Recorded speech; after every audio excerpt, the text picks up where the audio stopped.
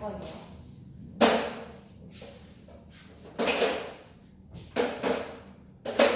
자, 운동을 한다는 특성 우리 어떻게 확인하겠어? 운동하고 있는 물체 무엇을 측정할 수 있다? 뭐야? 지난 시간에 그렇게 열띠게 하고 갔는데 뭘 측정할 수 있어? 수학에서 배우잖아. 속력이라는 걸 측정할 수 있다. 그렇죠? 그래서 운동하고 있는 상태에 따라 이 속력이 단위가 있고요. 단위도 달라질 수 있지만 속력 자체의 값도 달라질 수 있어요. 그래서 이 속력이 일정하게 움직이냐 혹은 속력이 증가하냐 속력이 감소하냐 이런 형태의 운동이 어떤 식으로 달라지는지 운동 상태를 확인해주는 단원이 있고요. 그냥 운동을 하고 있는 애를 보니까 운동을 하고 있는 이 속력 값에 따라서 혹은 운동을 하려면 물체가 어쨌든 움직여야 돼. 근데 물체는 질량을 갖고 있잖아. 이 질량을 가진 물체가 일정한 속력을 내려면 그냥 혼자서는 못 움직인다는 얘기죠. 에너지를 가지고 있어야 소모하면서 운동할 수 있다. 그러면 에너지에는 무엇이 있을까 해서 두 가지 에너지 종류를 배우게 될 거예요. 그래서 에너지에서는 위치가 가지고 있는 에너지와 운동하는 물체가 가지는 에너지 이 두 가지를 배우게 될 거다. 그 중에서도 일단 서두는 운동으로 시작을 해볼게요. 자, 지금 내가 물체 하나를 뚝 떨어뜨렸어요. 자, 떨어뜨린 물체를 시간당 다중성감 사진이라고 해서 다다다다다다 사진을 찍은 거야. 연속 촬영을 했다고 볼게요. 자, 연속 촬영했더니 다음 순간 여기 있던 물체가 그 다음 순간 여기 있어요. 그 다음 순간 여기 있고 그 다음 순간 여기 있어요. 자, 이때 얘가 그 다음 순간까지 간 거리를 우리는 시간당 이동거리라고 할 거예요. 시간당 이동거리, 예를 들어서 1초당 몇 미터를 이동했다라고 하는 이 표현, 이게 바로 속력이죠. 맞아? 맞아. 자, 그러면 그 다음 순간의 속력, 이전 속력과 같나요? 다르죠? 속력이 지금 어떻게 되고 있는 것 같아요? 빨라지고 있는 것 같아요. 그래서 제가 이걸 그래프로 나타내 볼게요. 자, 그래프를 나타낼 건데 여기는 시간의 변화를, 여기는 속력의 변화를 나타내는 그래프로 얘를 그릴 거예요. 다중성감 사진을 이용해서 이 그래프를 그린다고 하면 여러분들은 이렇게 해보실 수 있어요. 얘의 중간과 얘의 중간까지를 이동거리라고 볼게요. 중심이 이동한 거리만큼 초가 걸렸다라고 보는 거죠. 자, 그럼 이렇게 잘라놓은 만큼 첫 번째 칸을 이동했다라고 볼게요. 이만큼 이동한 거죠. 자, 두 번째 것도 잘라서 붙여볼게요. 그럼 여기까지 이동한 거죠. 그래서 잘라서 붙이면 대략 뭐 이 정도 이동했겠네요. 세 번째 것도 자를 수 있어요. 그럼 세 번째 것도 이만큼 이동했다. 네 번째 것도 자르면 이만큼 이동했다. 그럼 여기서 알 수 있는 사실, 속력이 지금 높이가 속력으로 되어 있는 거 아니야? 그래프의 세로가? 그럼 속력이 점점 어떻게 되는 거 알 수 있어? 그래프로 확인해 봐도 증가하는 걸 알 수 있어. 자, 그러면 이거는 시간 속력 그래프가 아니라 가로는 똑같이 시간인데 세로는 이동 거리로 해볼게요. 그래프 어떻게 그려야 될까요?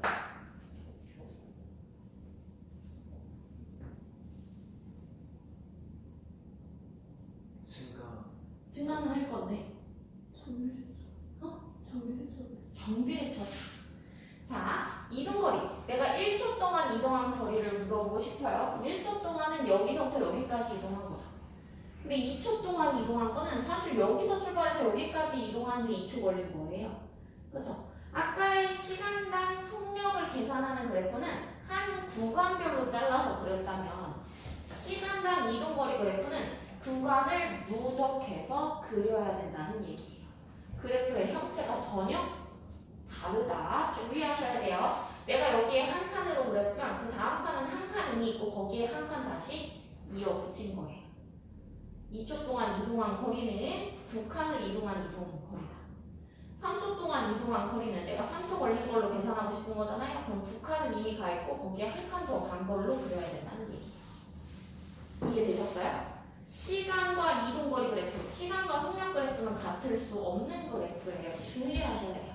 그래서 이런 식으로 그래프가 나오는 경우 있어요. 자, 제가 여기 이동거리고요. 여기가 시간이에요.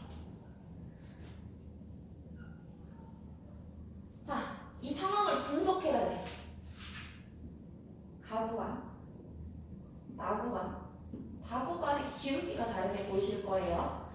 자, 이때 가구간, 나구간, 다구간에 대해서 분석을 하라고 하면 이동거리가 가구간은 계속 시간이 지날수록 증가하고 있어요. 그러면 얘는 계속 걸어가고 있어요. 근데 다구간의 변화, 나구간의 변화 있어요? 없어요? 없어요. 그럼 얘는 여기에 누적으로 붙일 거 없이 계속 똑같은 걸로 유지했다는 얘기 아니야? 그러니까 얘는 속력이 지금 0인 구간이라는 얘기인데 이해됐어? 그럼 여기는 다시 속력이 나오고 있죠. 근데 이때 속력도 주의해야 될 게, 자, 속력이라는 건 방금 시간당 이동거리를 했어. 그치? 시간당 이동거리야. 내가 만약에 여기서 1초 가는데 가로로 이만큼이었어. 그러면 1초 동안 이동한 거리는 여기서 여기까지 이동한 거니까 세로만큼 이동한 거야. 그치? 그 다음 순간에서 똑같이 1초를 잘랐더니 얘도 이만큼 이동했대. 이때 1초당 이동거리의 그래프를 따졌을 때 이 삼각형이 서로 뒷면이 똑같은 기울기라면 이 구간에서 속력이 어때야 돼? 일정해야 돼. 근데 지금 그래프는 속력이 일정해요? 안 해요? 안 해요. 그럼 내가 얘를 연결했을 때 정비례로 그리면 돼? 안 돼? 안 돼. 얘는 각각 구간별로 중심을 연결해 보시면요. 얘 여기 갔다가 얘 여기 갔다가 그 다음 이렇게 갈 거예요. 그러니까 이런 형태로 만들어지는 거지. 반비례? 곡선형 그래프. 그러니까 곡선형 그래프가 나타나는 얘는 기울기가 매 순간순간 달라지고 있다. 이 기울기가 곧 뭐다? 기울기가 곧 시간 이동거리 그래프에서 기울기는 곧 뭐다? 속력이다. 따라서 기울기가 변화하는 그래프는 속력이 변화하는 그래프. 기울기가 변화가 없는 그래프는 속력이 일정한 그래프. 일정. 속력이 여기려면 이동거리 변화가 있으면 안 된다. 그래서 시간 속력 그래프인지 시간 이동거리 그래프인지 잘 보고 분석하시라는 얘기예요. 자, 두 번째 상황으로 다시 한 번 더 볼게요. 사람이 앞으로 걸어가고 있어요. 그렇죠? 이 앞으로 걸어가고 있는 거 시간 속력 그래프로 그려볼게요. 자, 이 시간 속력 그래프로 그리면 어떻게 그려야 돼?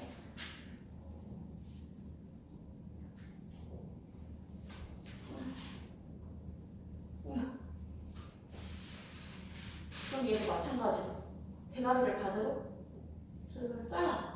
그럼 한 칸별로 그리면 시간 속력 그래프가 되는 거죠. 그 시간 동안 움직인 속력을 그리는 거니까 1초 동안, 1초 동안, 1초 동안 처음 1초, 1에서 2초, 2에서 3초까지 속력을 각각 칸으로 그리는 거예요. 그럼 처음 1초 동안 움직인 거리는 요만큼이니까 이거 잘라다 그리면 한 이 정도 되겠네요. 그 다음 1초도 계산해 보니까 동일한 구간 같아요. 그러면 동일하게 그리면 돼요. 그렇죠? 그 다음에 다음 구간 보니까 조금 늘어난 것 같아요. 그럼 조금 늘어난 그래프 그리면 돼요. 그 다음 그래프 보니까 또 늘어났네요. 그럼 또 늘어난 거. 그 다음 그래프 보니까 다시 동일한 구간이 나왔대요. 그럼 동일하게 그리면 돼요. 자, 이렇게 하면 속력 그래프가 완성이 되죠. 처음 속력, 그 다음 증가, 그 다음 일정. 요런 그래프가 완성이 되는 거야. 자, 이 속력 그래프를 가지고 내가 다시 이동거리 그래프 만들 거야. 어떻게 돼?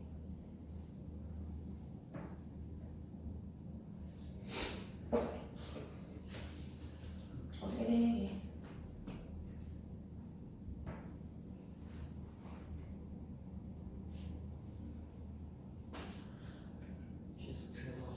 계속 증가할 건데?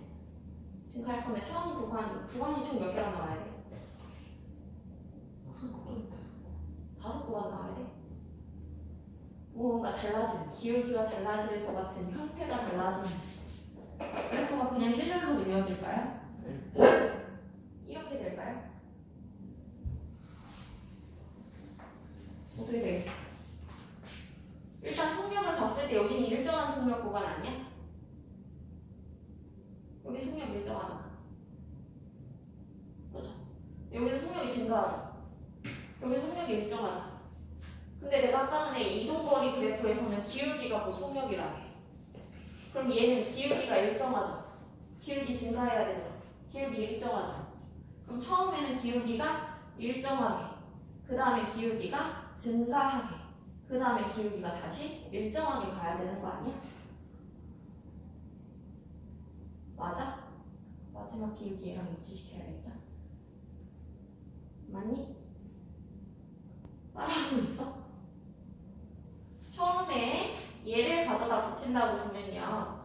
내가 0에서 1초까지 움직인 거리 이만큼이어야 돼요. 근데 그 다음 초는 0에서 1초 움직인 거에 그 다음 것도 쌓아야 되잖아요. 그러니까 기울기가 증가하는 걸로 갈 거야. 근데 그 다음 초부터는 기울기가 증가해야 되잖아. 그럼 내가 두 칸 간 거에 더 멀리 가고 세 칸 간 거에 더 멀리 가고 이런 식으로 그려야 되잖아.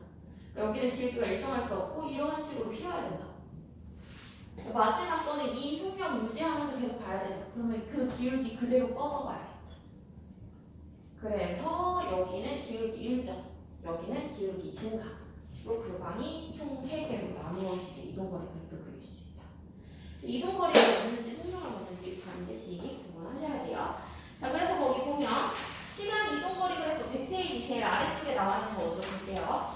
자, 등속운동이라는 표현이 있어. 등속운동, 속력이 일정한 운동이래. 그럼 얘 기울기가 시간 이동거리 그래프에서 기울기가 일정해야 돼. 그래서 시간 이동거리 그래프 봤더니 정비례 그래프 그려져 있죠? 기울기가 일정하다. 기울기가 일정하다는 건 등속운동을 한다는 거. 자, 원점을 지나서 계속 일정한 거리만큼 차근차근 증가를 하고 있어요. 이걸 시간 속력 그래프로 나타내면 각 한 칸당 한 칸 이동, 가로 한 칸당 세로 한 칸 이동, 이런 식으로 속력이 계속 일정하다는 얘기니까 속력 그래프는 그냥 나란한 한 줄로 그려진다. 그래서 우리는 시간 속력 그래프를 그릴 때 보통 얘가 시간 속력 그래프잖아요. 여기서 이런 식으로 그려지면 그래도 좀 문제가 심해요. 시간 속력 그래프가 속력이 지금 10이래. 내가 2초 같아. 그럼 총 이동거리 얼마여야 돼? 속력이 10m/s에 2초 갔어. 20m 가야 된다 이렇게 배우잖아요. 왜? 거리, 이동거리는 사실상 거시속 배우셨잖아요. 시간 곱하기 속력이다라고 배우셨던 게 여기서 나오는 거예요. 이 시간만큼 이 속력을 유지하면서 가면 이 네모칸만큼 걸어갈 수 있는 거야. 근데 우리가 배우는 속력은 이렇게 일정한 속력만 있는 게 아니에요. 이제 좀 개념을 더해서 속력이 증가하는 운동도 해볼 수 있어. 그럼 속력이 증가하면 내가 3초까지는 11m로 가고 4초부터는 다시 12m로 갈 거야. 그럼 매 초 한 칸 한 칸마다 곱해서 계산하고 곱해서 계산하고 곱해서 계산해서 마지막에 더하면 너무 오래 걸리잖아요. 그래서 아까 전에 얘가 네모 한 칸의 넓이라고 했던 거에서 착안해서 그러면 그래프 아래에 있는 면적을 총 이동거리라고 치자라고 약속을 하는 거예요.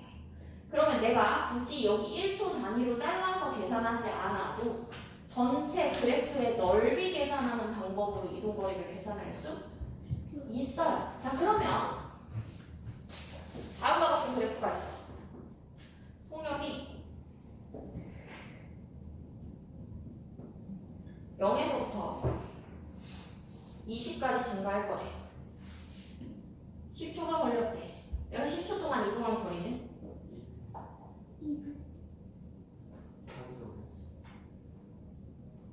10초 동안 이동. 이거 미터/세컨드라고 할게. 200m. 세컨드니까 2만 미터.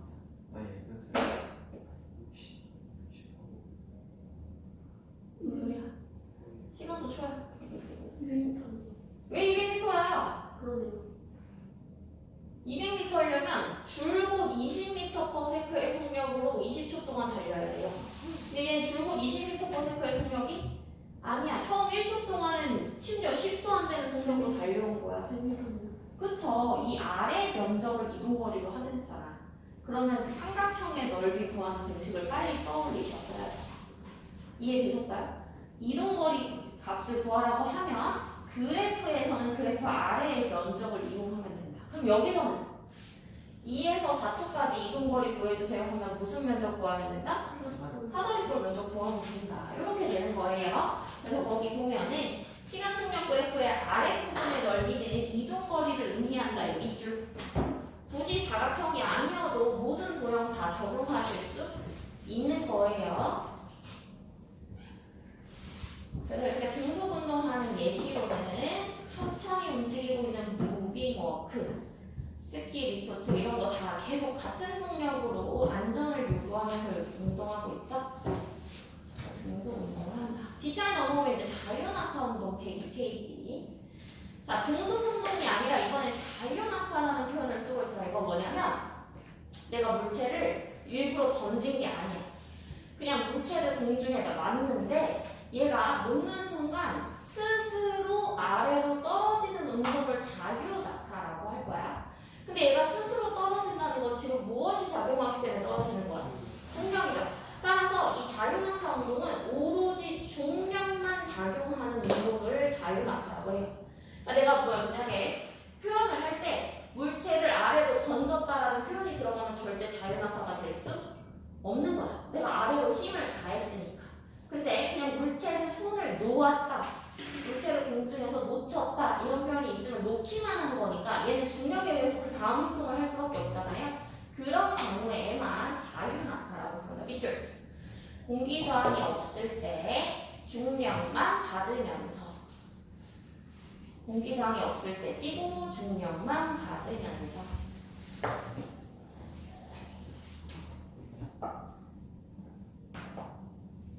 오로지 중력만 받아야 돼요. 공기 저항이 있으면 저항에 대해서 마찰력이 발생할 수 있죠. 이건 중력만 작용하는 게 아니잖아요. 그래서 오로지 진짜 중력만을 작용시켜서 운동하는 물체를 자유낙하라고 할 거다.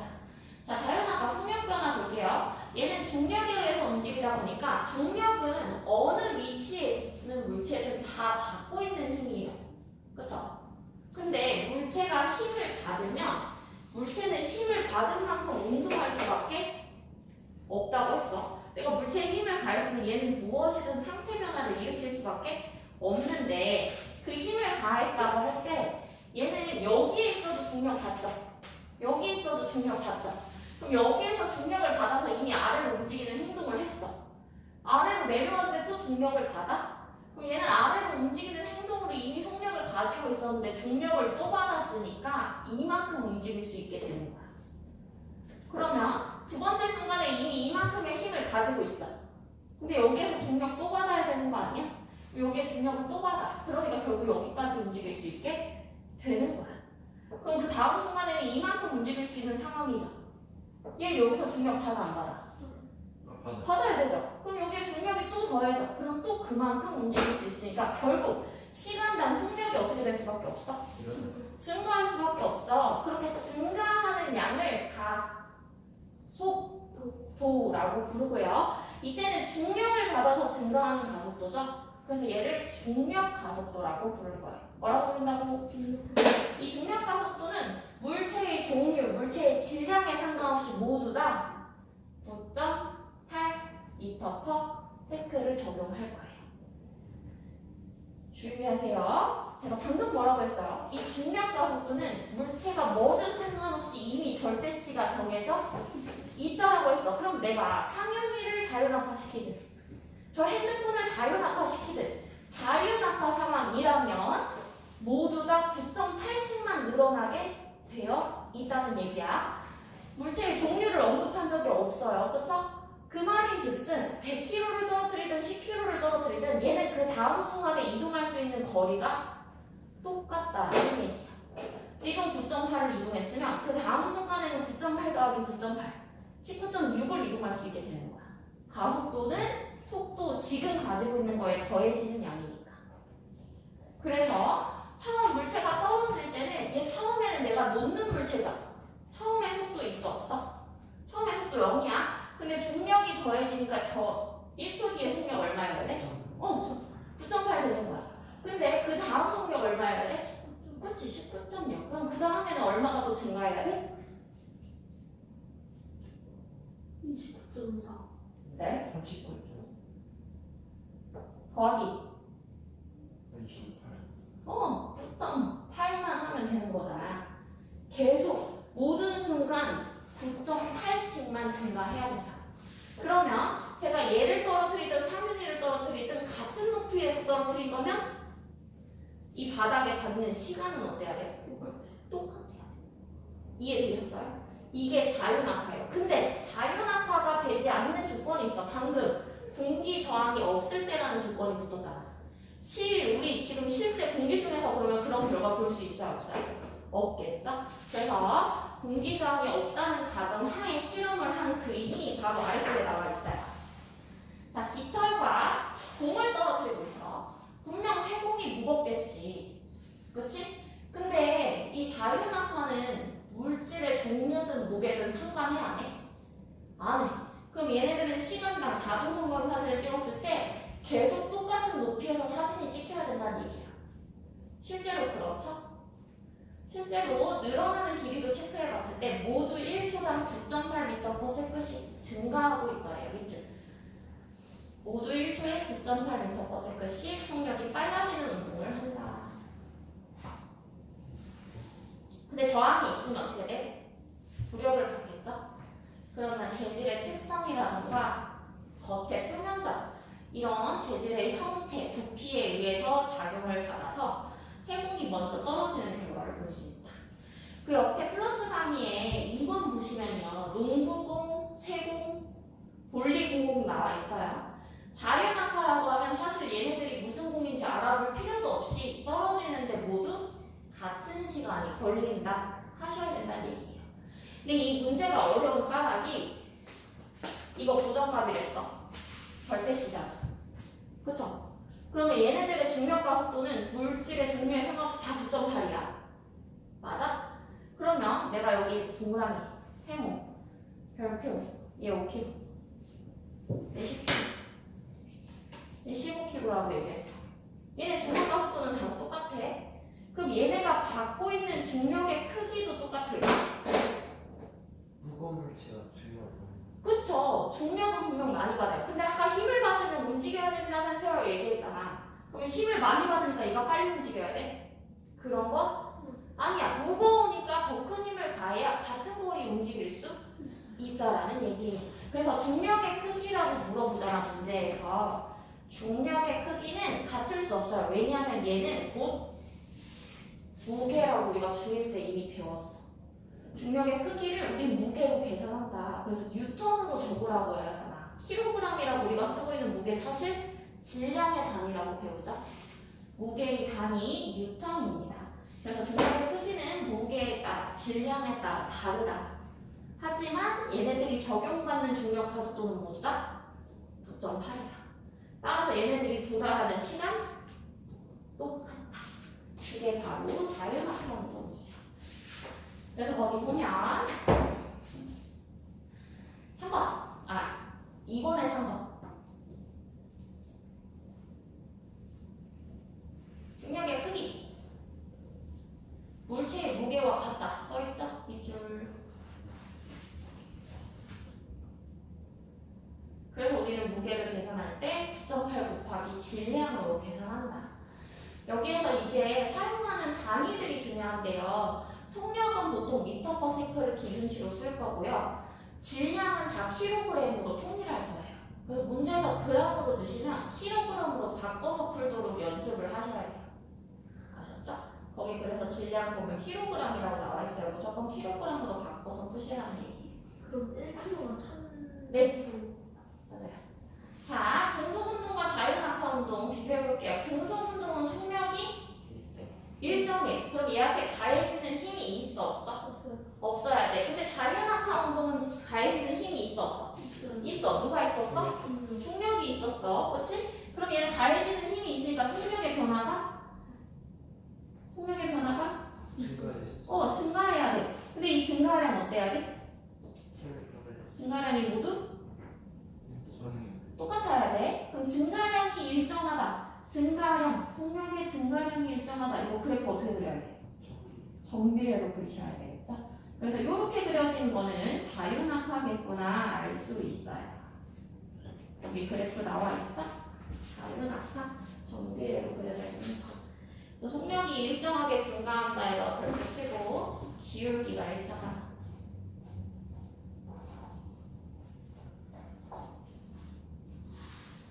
103페이지 풀어주세요.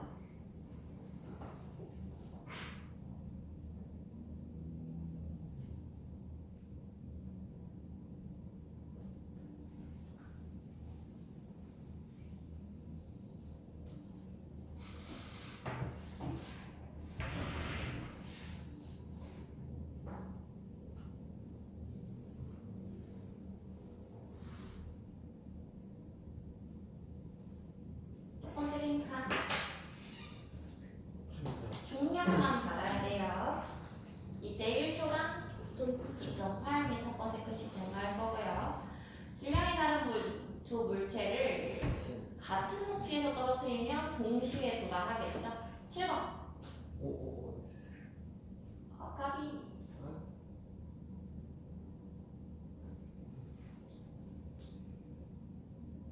같은 시간 동안 일정한 거리라는 건 예를 들어서 1초당 이동 거리가 계속 일정하다는 거야. 아. 그러면 x55x겠죠? 같은 시간 동안 이동 거리가 늘어나고 있어요. 9.8씩. 8번. 19초. 8번. 3. 4번. 9번에 1번. 2대 5대 2대 5대 10이죠. 하지만 속력 변화의 비는 1대 1대 1대 1. 모두 다 9.8m/s를 적용받을 테니까. 10번. 공기죠 지금. 맞나? 뭔가 맞죠? 가는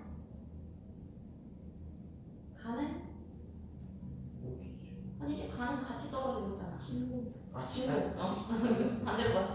진공 중이고 나가 공기죠. 공기 중. 따라서 나에서는 누가 먼저? 쇠붙을 먼저. 왜냐하면 부력이나 마찰력이 있을 수 있으니까요. 가에서는 쇠붙과 깃털에 작용하는 중력의 크기가 달라요. 하지만 속력 변화는 같죠. 중력의 크기는 가와 나 모두 같아야 돼요. 자, 104페이지 넘어가 보면 등속 운동이랑 뭐 질량이라는 문제의 자유낙하 이런 거 비교하고 있어요. 확인 문제 양쪽 다 풀어주세요. 104페이지.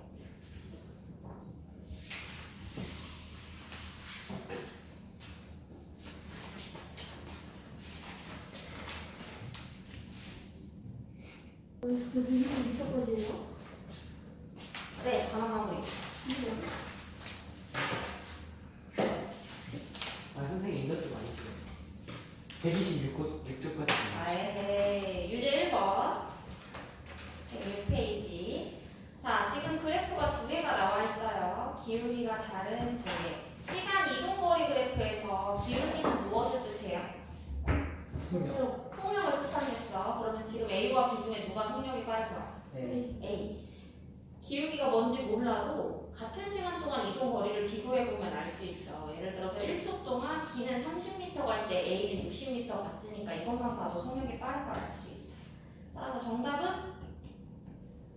2번. 정답은? 2번. A와 B는 속력이 점점 빨라지나요? 기울기가 속력이라면 기울기가 달라져야 점점 빨라지는 거야. 기울기는 그대로 아니야? 아. 그죠? 네. 그래서 속력은 일정한 그래프고요. 2초 동안 B의 평균 속력이래요. 그럼 2초 동안 이동한 총 거리로 나눠야 되는 거잖아. 2분의 60이면 30m/s의 평균 속력을 가지고 있는 거겠죠? 그러면 A의 속력은 B의 속력의 2배다. 맞아. 맞죠? A와 B 사이의 거리는 시간이 지날수록 더 벌어질 거다. 맞죠? 정답 5번. 자, 유제 2번. 마찬가지로 시간 이동거리 그래프인데 A 구간은 기울기가 일정한 그래프, B는 기울기가 0인 그래프, C는 기울기가 일정한 그래프거든요. 이 순간으로 봤을 때 기억. A 구간에서 물체의 속력은 2.4m/s다. 속력 어떻게 계산해? 시간 보는 거. 그쵸? 기울기 계산하면 되죠. 5분의 12 할 거예요. 그러면 아니. 5분의 12. 맞아요. 맞아요. 그 다음에 니은 A가 가장 빠른 속력이다. 기울기가 제일 크다라는 의미죠. 맞나요? 맞죠. 디귿 D 구간에서 물체는 등속 운동. 등속은 A와 C가 등속 운동이고 B는 정지해 있는 거죠. C 구간에서 물체의 속력. C 구간은 5초 동안 움직인 구간이고요. 이동 거리는 12에서 15까지 3m 움직인 거예요. 네. C 구간. 네. C 구간의 이동 거리로 따지면 15m 아니고요. 10m 이동했다. 15m. 15m로 이동했다. C 구간. C가 있는 구간만 세는 거야. 아 3m. 3m 이동했고 5초 걸린 거죠. 5초 동안 이동한 거리니까 0.6m/s가 나와야 돼요. 정답은 1번. 유제 3번. A는 속력이 감소하고 있고 B는 속력이 증가하는데 어쨌든 속력의 총량이 최대치가 같네요. 걸린 시간의 최대치도 같네요. 그러면 A 5초 동안 몇 미터 이동할 수 있어요? 50m. 삼각형의 넓이니까 5 곱하기 20 나누기 2 하면 되죠? 평균 속력 A와 B의 평균 속력 어떠세요? 네, 같은 시간 같은 거리 이동할 거예요. 그러면 계산해보지 않아도 평균 속력은 같을 수밖에 없죠. 디귿 자유낙하잖아요. 높은 곳에서 가만히 떨어뜨리는 물체는 자유낙하면 속력이 일정하게 증가해야 돼. 그러면 얘는 B와 같아야 되겠죠? A는 일정하게 감소하고 있으니까요. 정답 2번. 이제 4번. A는 속력이 증가하는 중 B는 뭐 하는 중이야? B 무슨 운동하고 있어? 등속 운동. C는 감소하는 운동이죠? 이때 기억. A에서 물체의 이동 거리가 일정하게 증가한다.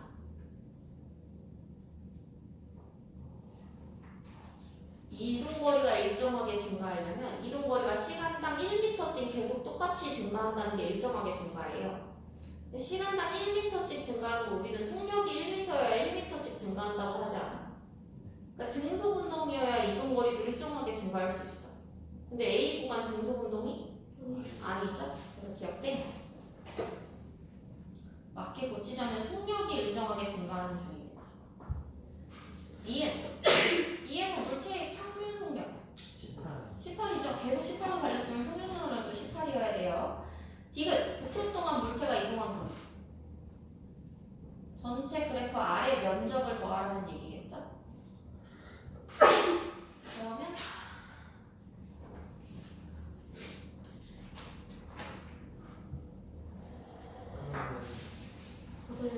맞죠? 120mm. 그래서 정답은 2번. 내신 수도 지나서 일반 에너지 먼저 설명할게요. 112페이지. 자, 이제 오늘 두 번째 일과 에너지에 대해서 얘기할게요. 누가 제목까지 지웠어? 네? 누가 제목까지 지웠어? 에너지에서 우리는 물체가 움직이고 있으면 에너지를 가지고 있다라고 본댔어. 이 에너지가 있으면 뭘 할 수 있냐면요. 일을 할 수 있어요. 그러니까 내가 밥을 먹어서 에너지를 갖고 있어야 지금 여러분한테 이렇게 수업하는 일을 하듯이 이 물체도 움직이면 에너지가 있는 거고 움직임으로써 다른 대상을 밀 수 있는 일을 할 수 있다. 이런 식으로 보는 거거든요. 그러니까 과학에서는 일단 일이라는 정의부터 내려야 돼. 자, 과학에서 일을 한다고 하면 지금 제가 이렇게 수업하는 거 과학에서 일일까요? 과학에서는 일이라고 하지? 않아요. 과학에서는 무언가 물질이 일정한 힘을 받을 때 그 힘의 방향으로 움직이고 있어야 일이에요. 힘의 방향으로 변화가 일어나야 일인데 예를 들어서 제가 지금 이 펜을 여기서 여기까지 들어 올려요. 펜은 무게를 가지고 있죠. 무게는 곧 뭐랬어 방금 전에? 중력이랬어. 중력의 크기만큼 내가 거슬러서 올려야 되는 거야. 그럼 내가 펜을 들어 올리는 힘의 방향은 위쪽이죠. 그렇죠? 힘의 방향만큼 내가 위로 실제로 움직였죠. 그럼 이 일을 한 거예요. 근데 내가 얘를 지금 든 상태에서 높이 변화 없이 앞으로만 움직였어요. 이건 일했을까요? 이건 일이라고 치지 않겠고. 왜 그런가 했더니 물체를 들어 올리는 힘의 방향은 위쪽이야. 근데 내가 지금 움직일 방향은 앞이야. 서로 방향이 맞지 않더라는 얘기야. 방향이 서로 일치할 때만 일로 본다 라는 얘기예요. 이해되셨어요? 예를 들어서 제가 책을 들어 올려요. 일이에요 아니에요? 책을 들어 올려요. 문자 그대로 보면 일이 아니야.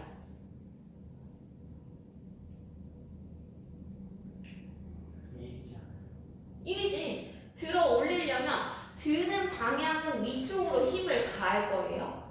올렸으니까 위로 움직였잖아요. 힘의 방향과 움직임 방향이 일치하죠. 근데 제가 가방을 맨 채로 앞으로 걸어가요. 일했어요, 안 했어요? 가방을 매려면 가방을 지탱하기 위해 위로 힘을 지속적으로 가하고 있어야 돼. 근데 내가 실제로 가방을 들고 움직인 거리는 앞이잖아. 서로가 수직으로 작용할 때는 일이라고 보지 않는다. 두 번째, 역도 선수가 역기라고 하나? 든 상태로 버티기를 하고 있어요. 일이에요, 아니에요? 땡, 버티기를 한다는 건 그 높이 그대로 있는 거죠? 일 아니에요. 따라서 이 여기서 말하는 일의 첫 번째 원인은 보통 중력으로 하는 일들의 예시가 나와요. 중력만큼을 거슬러서 들어 올리는 일을 할 거면 이동 거리 또한 이쪽으로 작용하도록 해야 이로서 치겠다. 근데 이 이동 거리 기준이 있어야 얼만큼 이동했는지 알 수 있어요. 따라서 내가 바닥에서 들어올리는 물체는 바닥을 기준으로 삼을 거야. 근데 내가 굳이 바닥이 아니라 이런 책상에서 들어올릴 수도 있는 거 아니에요? 그럼 내가 일한 거는 책상에서부터 들어올린 거지 바닥에서부터 들어올린 거 아니니까 이 거리만이 일로 쳐진다는 얘기야. 그래서 일을 계산할 때는 기준이 되는 지점에서부터 실제 움직임 거리가 중요하다. 그래서 거기 보면 일과 에너지 힘이 작용하여 힘의 방향으로 이동하는 경우라고 되어 있죠. 힘의 방향으로 이동 밑줄. 따라서 이 에너지의 단위로서 우리는 줄을 쓸 거예요. 이 줄은 힘이 있어야 되고요. 그 힘의 방향으로 실제로 이동한 거리가 존재해야 돼요. 힘의 단위 뭐예요? 힘의 단위. 힘의 단위. 뉴턴이라고 해요. 여러분들 어디서 봤었냐면 무게를 측정할 때도 물론 그렇고